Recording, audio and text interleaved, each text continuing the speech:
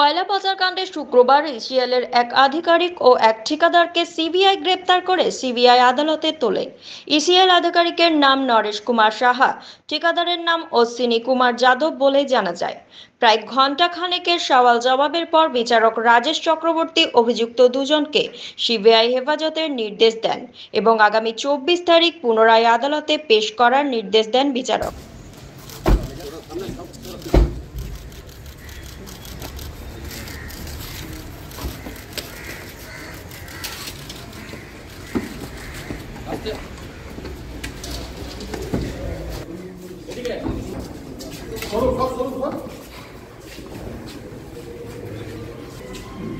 CBI কোল কেসে দুজনকে arrest করে এনেছিল।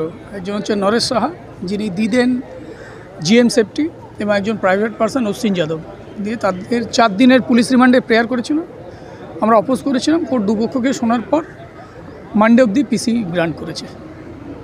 দেখা যাচ্ছে যেখানে বলা হচ্ছে যে আপনি যেটা বারবার দাবি করেছেন যে এনার ক্ষেত্রে আলাদাভাবে প্রয়োগ করা হচ্ছে আইনকে, কারণ এর আগেও প্রায় 10 জন জিএম অ্যারেস্ট হয়েছে, তাদেরকে কিন্তু এইভাবে আর করা না, আলাদাভাবে প্রযোজন। আমাদের যেটা বক্তব্য ছিল যে 2021-এ এই আপনার যিনি জিএম সেফটি, তাকে একাধিকবার সমন দিয়েছেন, উনি কমপ্লাই করেছেন, ওনাকে ইন্টারোগেট করেছেন। তারপর থেকে 2-3 বছর ওনাকে একবারও ডাকেনি। এরপর হঠাৎ, যেখানে অলরেডি আপনারা জানেন সামনে 3 তারিখে চার্জের ডেট আছে, হঠাৎ আজকে ওনাকে আবার সমন করেছিল। উনি গতকাল গেছিলেন সেই সমন্সের পার্সমেন্টে। তারপর ওনাকে অ্যারেস্ট করে এবং অ্যারেস্টের পর রিমান্ডে যে যুক্তিটা দিয়েছে, আমার বেসিক্যালি খুব হাস্যকর লেগেছে। এনিওয়ে, কোর্ট মনে করেছে যে কাস্টোডিয়াল ইন্টারোগেশন দরকার, সোমবার অবধি দিয়েছে। এরপর সোমবার ফিরে আসার পর যা ডেভেলপমেন্ট হবে তার বেসে আমরা আবার পুনরায় বেল অ্যাপ্লিকেশন করবো। ওনার কাছে কিছু সিজ করা হয়েছে?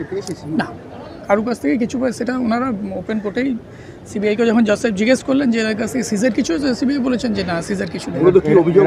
এরা দাবি করেছে যে মূলত যে অভিযোগ যে এনারা তথাকথিত যে কোল সিন্ডিকেট, তার কাছ থেকে অ্যাডভান্টেজ নিয়েছে তাদেরকে সাহায্য করার উদ্দেশ্যে।